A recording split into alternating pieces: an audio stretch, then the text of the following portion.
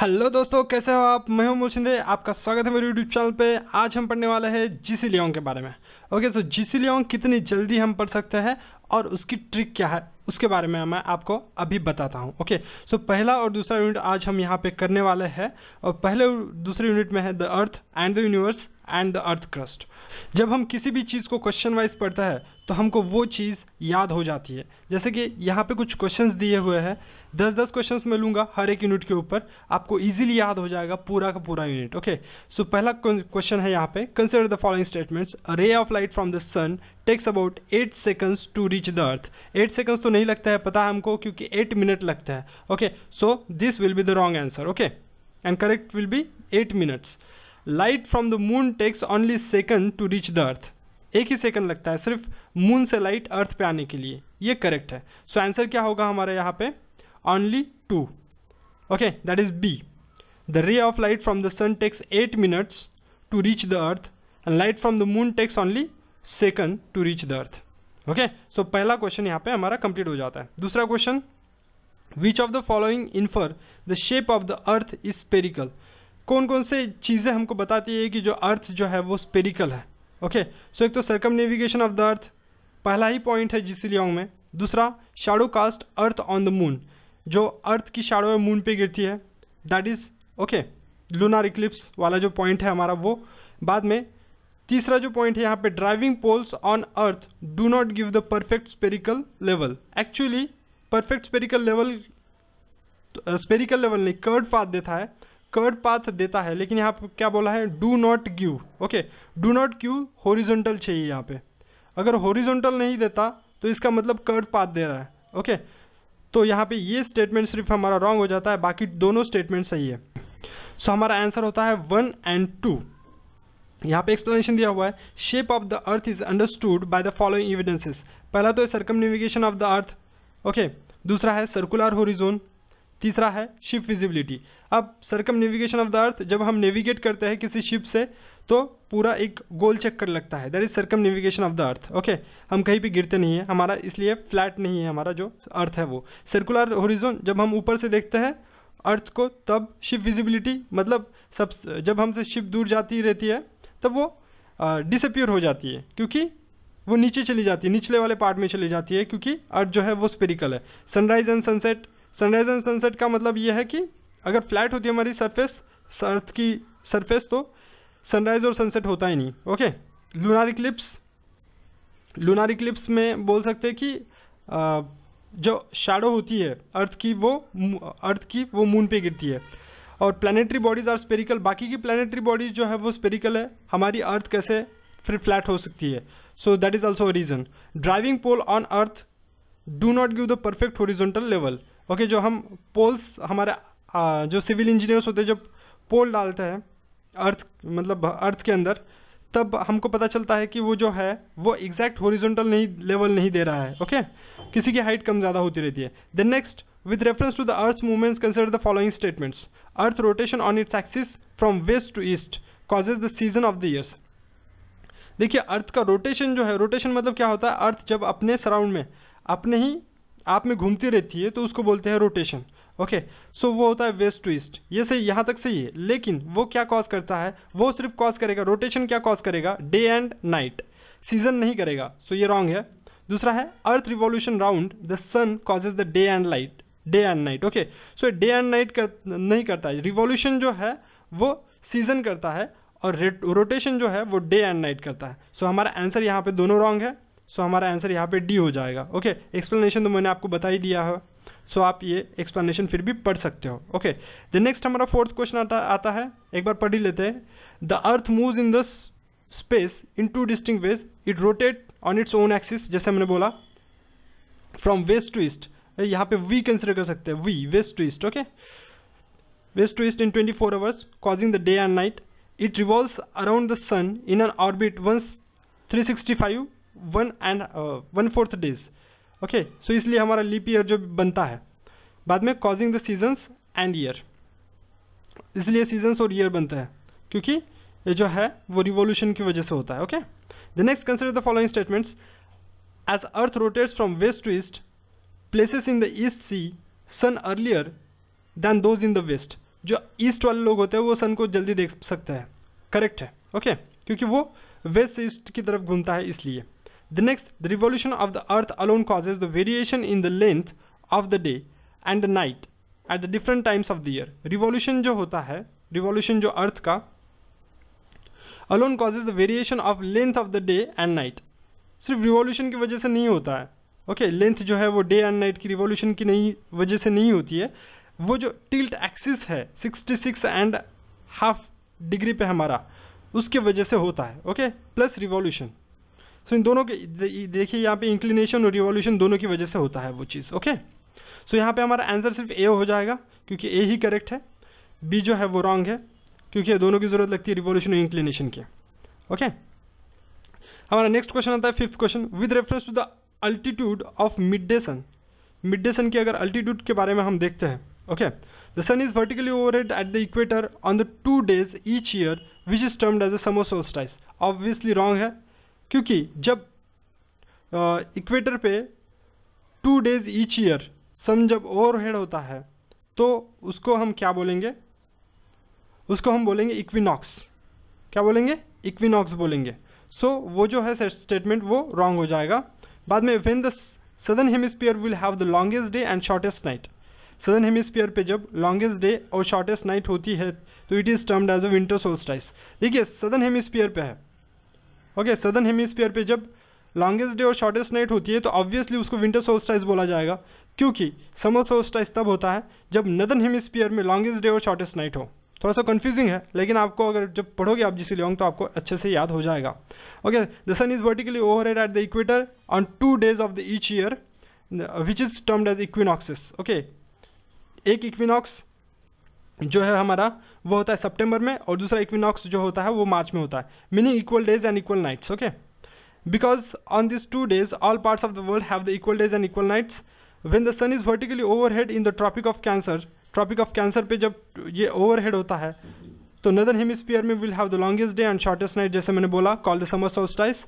When the sun is vertically overhead in the tropic of Capricorn, जब वो tropic of Capricorn पे overhead होता है मतलब निचले वाले हिस्से में, तो southern hemisphere will have the longest day and the shortest nights, called as winter solstice. तो इसलिए विंटर सोल्स्टिस। तो आपको ये याद रखना है कि ट्रॉपिक ऑफ कैप्रिकॉन पे जब सन ओवरहेड होता है तब क्या होता है, that is the longest day and shortest night in the southern hemisphere and not the northern hemisphere. Okay, so उसको विंटर सोल्स्टिस बोला जाता है। नेक्स्ट हमारा असर्शन और रीजन में आता है, the linear distance of the degree of latitude at the pole is little longer than at the equator. Okay, so ये सही है क्या? जैसे कि मैं बोल रहा हूँ कि जो डिस्टेंस है, देखिए ये लैटिट्यूड और ये लैटिट्यूड का जो डिस्टेंस है वो इक्वेटर के पास में जो है वो कम होता है एज कम्पेयर टू द पोल के पास में। देखिए पोल जैसे है तो ये जो डिस्टेंस है वो ज़्यादा है यहाँ का। सो ये हमारी अर्थ ऐसे बनती है फॉर एग्जांपल। ओके, सो ये जो डिस्टेंस है ये ज़्यादा रहेगा, ये कम है। ओके, तो यही बोलना चाहता है the slightly flatten at the poles, क्योंकि हमारी जो ये है अर्थ है वो स्लाइटली फ्लैटन है एट द पोल्स पे। So reason answer is A, that is A and R correct and R is the correct explanation of they.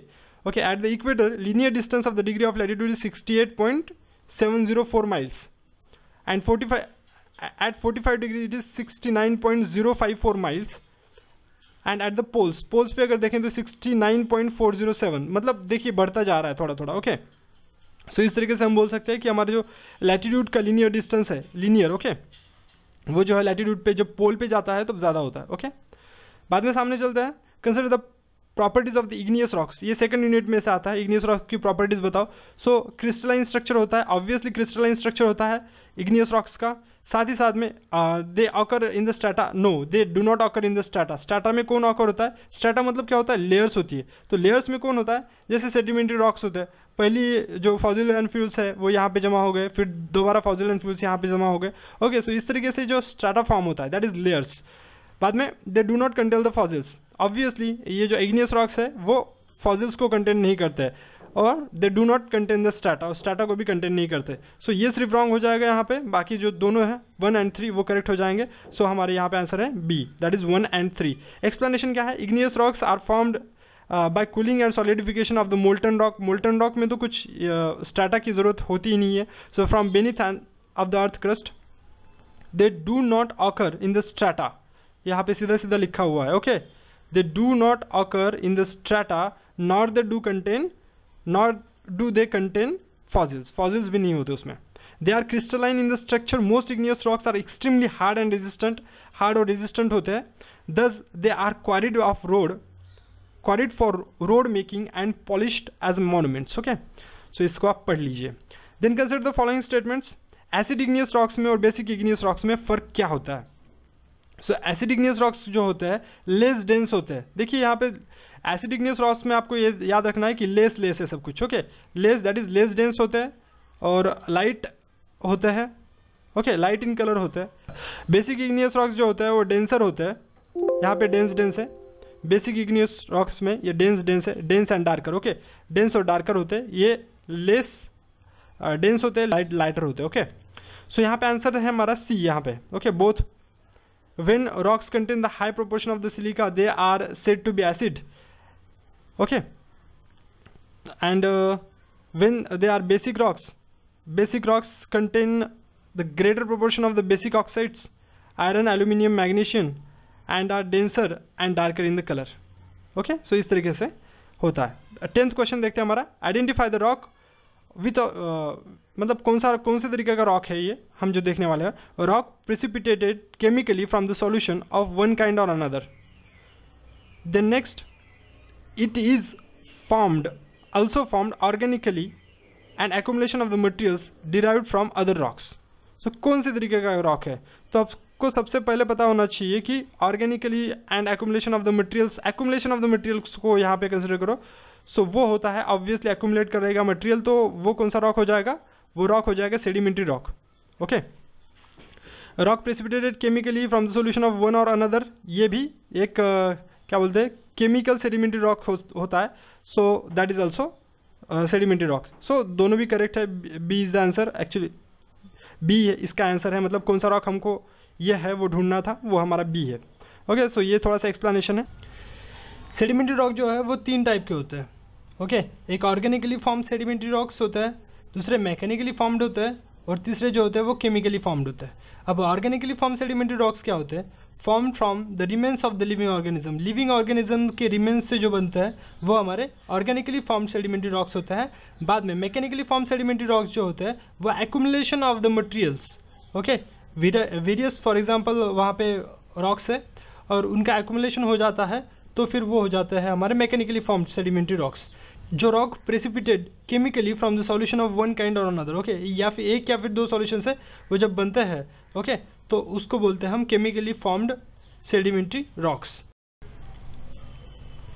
Earth crust के क्वेश्चंस के बारे में देखते हैं अभी। अर्थ क्रस्ट, ओके, ये सेकंड यूनिट है हमारा। सेकंड यूनिट हम पढ़ने वाले हैं यहाँ पे भी। Consider the following properties of the sedimentary rocks. Sedimentary rocks की हमको फॉलोइंग प्रॉपर्टीज बता दीजिए, कौन कौन सी सही है, कौन कौन सी गलत है। Okay, so it is form from the sedimented accumulated over the long period. बराबर है कि क्योंकि लॉन्ग पीरियड तक जब तक ये सेडिमेंट्स ऐसे एक के ऊपर एक नहीं बनते तब तक ये सेडिमेंट्री रॉक फॉर्म नहीं होता। Okay, it is stratified. Stratified मतलब उसकी लेयर्स बनी हुई होती है। करेक्ट है, ये एक लेयर, सो लेयर्स बनी हुई होती है। It is non crystalline and often contain fossils. Okay, so non crystalline तो होता है। ये क्रिस्टलाइन कौन सा रॉक होता है? हमको पता है कि जो इग्नियस रॉक होता है वो क्रिस्टलाइन होता है, और ये जो है ये जो रॉक है सेडिमेंट्री रॉक्स वो नॉन क्रिस्टलाइन है। साथ ही साथ में ये कंटेन फॉसिल को कंटेन करता है। ओके, जैसे एनिमल रिमेन्स हो गया, ये हो गया पेड़ पौधों के जो भी पत्ते हैं उनको सभी को जो है ये सेडिमेंट्री रॉक कंटेन करता है। बाद में sedimentary rocks are formed from the sediments accumulated over the long period, correct, and usually under the water. Okay, so answer क्या होना चाहिए? इसका आंसर होना चाहिए 1 and 2। That is 1, it is form from the sedimented accumulated over long period and it is stratified. It is non crystalline and often contain fossils. ये भी correct है, मतलब तीनों के तीनों आंसर यहाँ पे हमारे करेक्ट है। Okay, so 1, 2, 3 is the answer. यहाँ पे आंसर गिवन नहीं है, लेकिन एक्सप्लेनेशन और मेरे नॉलेज के हिसाब से ये 100% करेक्ट आंसर है। साथ में which of the following part pairs are correctly matched. कौन कौन सी पेयर करेक्टली मैच होती है? क्ले का स्लेट होता है क्या? सैंडस्टोन का शीट होता है क्या? और लाइमस्टोन का मार्बल होता है क्या? ओके, सो क्ले का तो स्लेट होता है, ये मुझे पता है। ओके, और लाइमस्टोन का मार्बल होता है, ये भी पता है। सो बचता क्या है कि ये सैंडस्टोन का क्या होता है? सैंडस्टोन का होता है क्वार्ट्स। क्या होता है सैंडस्टोन का? क्वार्ट्स होता है। सो ये रॉन्ग है, बाकी 1 एंड 3 करेक्ट है। So answer is 1 and 3, that is B. Okay, यहाँ पे देख सकते हो ऑल रॉक्स में बिकम्स मेटामॉर्फाइज्ड रॉक्स। ये जो है पहले ये जो रॉक्स है क्ले, सैंडस्टोन या फिर लाइमस्टोन बोल सकते हैं हम उसको, ये सेडिमेंट्री टाइप्स है। ओके, सेडिमेंट्री टाइप्स है, तो उसको जब मेटामॉर्फ बनाना होता है तब extreme heat, great heat and pressure से ये मेटामॉर्फ रॉक बन जाते हैं। तो मेटामॉर्फ किसका कौन सा बनता है? दैट इज क्ले का बनता है स्लेट, लाइमस्टोन का बनता है मार्बल, सैंडस्टोन का बनता है क्वार्ट्जाइट, ग्रेनाइट का बनता है नेइस, शेल का बनता है शीट, देन कोल का बनता है ग्रेनाइट। एज इट इज़ याद रखना है उसको। ये अगर आप याद कर लोगे तो कैन बी वहाँ पे एक क्वेश्चन बन सकता है यूपीएससी में। बाद में which one of the following forces the shape the face of the earth. Okay, which of the following forces shape the face of the अर्थ। जो फेस है अर्थ का वो किस तरीके से शेप होता है, कौन कौन से फोर्सेस उसके लिए रिस्पॉन्सिबल होते हैं। सो ऑब्वियसली सन के फोर्सेस रिस्पॉन्सिबल होता है। ओके, रनिंग वाटर भी रिस्पॉन्सिबल होता है। फ्रॉस्ट इसको बोलते हैं फॉर एग्जांपल कि जो पानी होता है, फॉर एग्जांपल अगर वो किसी पत्थर में जाता है तो बाद में उसका ये हो जाता है, आइस बन जाता है पानी का, बाद में वो ब्रेक होता रहता है, वो फ्रॉस्ट एक्शन बोलते हैं उसको। ओके, बाद में इसका आंसर क्या होता है? डी। ओके, ऑब्वियसली तीनों की तीनों मैंने जैसे बोला कि बराबर है। The face of the earth is constantly reshaped by the agents of denudation. कौन कौन से है? Running water, rain, frost, sun, wind, glaciers and waves. Okay, ये सभी के सभी जो है वो डेनुडेशन के एजेंट्स है। इन सभी से जो है वो हमारे शेप, अर्थ का जो फेस है उसका शेप जो है वो चेंज होता रहता है। Okay, fold mountains are found by which of the following. Fold mountains कैसे बनते हैं? Flow movements in the mantle, obviously mantle में जो फ्लो होता है इसका मोल्टन मैग्मा का, उसके वजह से बनता है। ओके, एक्सपेंशन और contraction of some part of the earth, obviously expansion contraction तो बनता ही है। बाद में increase load of overlying rocks से जो उसका लोड होता है इंक्रीज होता है, उसकी वजह से बनता है क्या? सो यहाँ पे आंसर जो है हमारा 1 एंड 2 एंड 3। ओके, तीनों के तीनों आंसर्स आ जाएंगे हमारे यहाँ पे। Okay, 1, 2 and 3। So it's very important. That is, देखो एक तो फ्लो हो रहा है मेंटल में, इसका मतलब लावा जो है वो थोड़ा सा घूम रहा है अंदर ही अंदर। ओके, सो अगर थोड़ा सा बाहर आने की कोशिश करेगा तो फोल्ड माउंटेन बनेंगे। उसके बाद में एक्सपेंशन और कॉन्ट्रैक्शन हो जाता है किसी पार्ट ऑफ द अर्थ का। फॉर एग्जाम्पल एक प्लेट जो है वो दूसरी प्लेट से टकराती है, सो टकराने के बाद एक्सपेंशन या फिर कॉन्ट्रैक्शन, ओके, एक कॉन्ट्रैक्ट हो रही है एक साथ में, सो यहाँ पे एक हमारा माउंटेन बन सकता है। ओके, साथ ही साथ में increase load of overlying rocks अगर बढ़ जाता है उसके ऊपर, ओके, ओवरलाइंग रॉक्स अगर बढ़ जाते हैं किसी के ऊपर तो वो भी एक ये हो जाएगा, फोल्ड माउंटेन बन जाएगा वहाँ पे। ओके, सो सभी रीजन है यहाँ पे 1, 2 एंड 3। देखते हैं, fold mountains are caused by large scale earth movement when stresses are set up in the earth crust. जब स्ट्रेसेस होते हैं अर्थ क्रस्ट में तब होता है। Stresses may be due to the increase load of overlying rocks का increase load, जैसा अभी भी देखा था हमने, उसके वजह से। Flow movements in the mantle में अगर मूवमेंट फ्लो हो रहा है मैग्मा का, then magnetic intrusion into the crust में अगर मैग्नेटिक इंट्रूजन हो रहा है। इंट्रूजन मतलब क्या होता है कि जैसे कि ये हमारी सरफेस है, जो लावा है वो सरफेस पे नहीं आएगा, अंदर ही अंदर जाके सॉलिडिफाई हो जाएगा, कूल हो जाएगा। सो वो जो चीज़ है उसको इंट्रूजन बोला जाता है। Okay, intrusion into the crust, then expansion और contraction of some part of the earth, या फिर एक्सपेंशन या फिर कॉन्ट्रैक्शन होता है। ओके, सम पार्ट, जैसे मतलब कंटिनेंटल बोल दिया, अगर पास में आ गए 2 कंटिनेंट तो एक्सपेंशन या फिर कॉन्ट्रैक्शन उसका हो सकता है। अगर दूर जा रहे हो तो एक्सपेंशन होगा और पास में आ रहे हो तो कॉन्ट्रैक्शन हो जाएगा। Which of the following statements are true about the fold mountains के बारे में कौन कौन सी चीज़ें जो हमें यहाँ पे दिख रही है वो सही है। Okay, they are not closely associated with the volcanic activity से वो एसोसिएटेड नहीं होते। ऑब्वियसली यार होते हैं, क्योंकि वोल्केनिक एक्टिविटी होती है फोल्ड माउंटेन्स में भी, तो ये पहला स्टेटमेंट हमारा रॉन्ग हो जाता है यहाँ पे। ओके, नॉट क्लोजली एसोसिएटेड बोल रहा है इसलिए। Then they contain rich minerals such as a tin, copper और गोल्ड। टीन और कॉपर और गोल्ड जो है वो ये 3 जो मिनरल्स है, मतलब रिच इन मिनरल्स होते हैं ये जो फोल्ड माउंटेन्स होते हैं। सो ऑब्वियसली ये आंसर करेक्ट है। Okay, so second is correct and first is wrong, so answer should be B. So B है यहाँ पे answer. They are closely associated with the volcanic activity से closely associated होते हैं। They contain many active volcanoes होते हैं fold mountains में। यहाँ पे सीधी बात पता चल रही है हमको। Okay, specially in the circum Pacific fold mountain system. Circum Pacific मतलब रिंग ऑफ फायर जो है, आपको अगर पता होगा रिंग ऑफ फायर, तो उसके बारे में उसमें फोल्ड माउंटेन्स प्रेजेंट है, वहाँ पे भी तो वोल्केनिक एक्टिविटी होती है। इसका मतलब ये है कि वोल्केनिक एक्टिविटी जो है वो फोल्ड माउंटेन्स में होती है। They also contain the rich minerals होते हैं वहाँ पे, जैसे कॉपर, गोल्ड, पेट्रोलियम, टीन। सो ये सभी रिच मिनरल्स वहाँ पे होते हैं। बाद में 6th क्वेश्चन आता है हमारा, विच of the following is not agent of erosion. यहाँ पे कौन कौन से जो है वो इरोजन के एजेंट नहीं है। ओके, एजेंट ऑफ इरोजन कौन कौन से नहीं है। रेन, रनिंग वाटर ऑब्वियसली है। आइस जब बहेगा तो ऑब्वियसली वो भी एक इरोजन का एजेंट कहलाया जाएगा। विंड जो है, सो विंड भी जो है वो इरोजन का एजेंट है। सो नन इज देयर। ओके, कोई भी ऐसा नहीं है जो एजेंट ऑफ इरोजन नहीं है यहाँ पे। So obviously D is the answer. Okay, बाद में चलते हैं सामने। यहाँ पे देखिए, running water, ice, rain, winds are the agents of erosion and weathering. Weathering के भी एजेंट्स है। वेदरिंग मतलब क्या होता है पता है आपको? वेदरिंग मतलब ये होता है कि फॉर एग्जांपल ये है पत्थर हमारा। ओके, पत्थर में अगर केमिकल रिएक्शन होकर ये टूट जाता है तो उसको वेदरिंग बोलते हैं। या फिर फ्रॉस्ट एक्शन से, मतलब अगर उसमें पानी गिरता है बाद में वो आइस बन जाता है। पानी जो है वो आइस बन जाता है, आइस बनने के बाद दोबारा वो पानी बन जाता है। एक्सपेंशन और कॉन्ट्रैक्शन होता है इसमें, और दोबारा ये जो है वो ब्रेक हो जाता है ऐसे। ओके, इसको बोलते हैं वेदरिंग होना। ओके, या फिर हीट जो है वो उस पर इफेक्ट करती है तो उसका मतलब है वो टूट जाता है कुछ दिनों के बाद, that is also weathering. Okay, consider the following statements. Rocks formed by either volcanic activity, volcanic activity से रॉक्स फॉर्म होते हैं, या फिर plutonic activity are called igneous rocks. ये उसको इग्नियस रॉक्स बोला जाता है। क्या वोल्केनिक एक्टिविटी और प्लूटोनिक एक्टिविटी से रॉक जो फॉर्म होते हैं उसको इग्नियस रॉक बोला जाता है। ऑब्वियसली ये जो दोनों हैं उसको इग्नियस रॉक्स के ही टाइप है। So volcanic activity and plutonic activity are the types of igneous rocks. The sedimentary accumulation on larger scale are various types of laccolith, lopolith, phacolith and batholith. Okay, so यहाँ पे जो है ये गलत है। Sedimentary accumulation on larger scale are the various types of lopolith, phacolith and batholith. Sedimentary का नहीं होता है। ओके, सो यहाँ पे देखते हैं हम एक्सप्लेनेशन क्या है। ओके, ये आंसर हमारा ए है। यहाँ पे एक्सप्लेनेशन देखते हैं। Igneous intrusion on larger scale are various types of laccoliths. Igneous जो होता है वो वेरियस टाइप्स का होता है, जैसे laccolith, lopolith, phacolith, batholith. Okay, laccolith क्या होता है? Dome shaped. ओके, लोकोलिथ जो होता है वो डोम शेप्ड होता है, इग्नियस माउंड। लोपोलिथ जो होता है वो सॉसर शेप होता है। ओके, लोपोलिथ जो है वो सॉसर शेप होता है। बाद में फैकोलिथ जो होता है वो लेंस शेप्ड होता है। ओके, फैकोलिथ लेंस शेप्ड होता है। और बैथोलिथ जो है वो huge mass of igneous rock होता है। बैथोलिथ ग्रेनाइट को कंटेन करता है। ओके, सो इस तरीके से सभी है। लैको एलडी कंसिडर करते हैं। ओके, लैकोलिथ जो डोम शेप्ड होता है।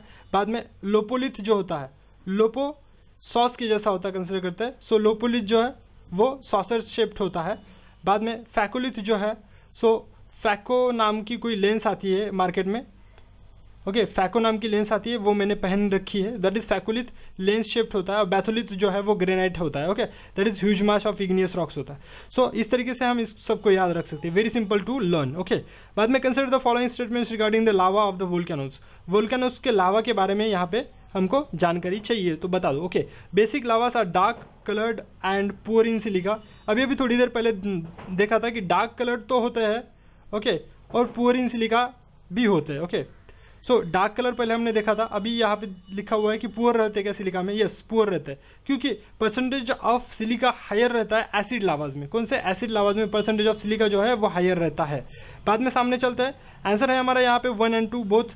ओके, एक्सप्लेनेशन है बेसिक लावाज और हॉटेस्ट लावाज। बेसिक लावाज जो है वो हॉटेस्ट लावाज होते हैं, हाईली फ्लूइड होता है, अफेक्ट एक्सटेंसिव एरियाज, बहुत सारे एरिया को ये अफेक्ट करता है।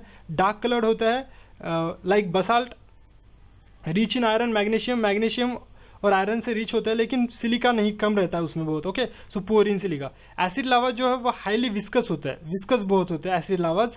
लाइट कलर होता है, लो डेंसिटी होती है उसकी, लेकिन इनमें हाई परसेंटेज ऑफ सिलिका होता है। तो थोड़ी देर पहले ही बताया था यहाँ पे मैंने बताया था कि ये जो है वो लो डेंसिटी और लाइट कलर्ड होता है। ओके, अब यहाँ पे और एक चीज़ें हमको दो पढ़ने को मिलती है, दैट इज़ हाईली विस्कस भी होता है, sorry about that, highly viscous भी होता है और हाई परसेंटेज ऑफ सिलिका भी होता है, लेकिन वो स्लोली फ्लो करता है। ओके, ये बहुत इंपॉर्टेंट है, स्लोली फ्लो करता है, रिजल्ट इन लाउड एक्सप्लोजन।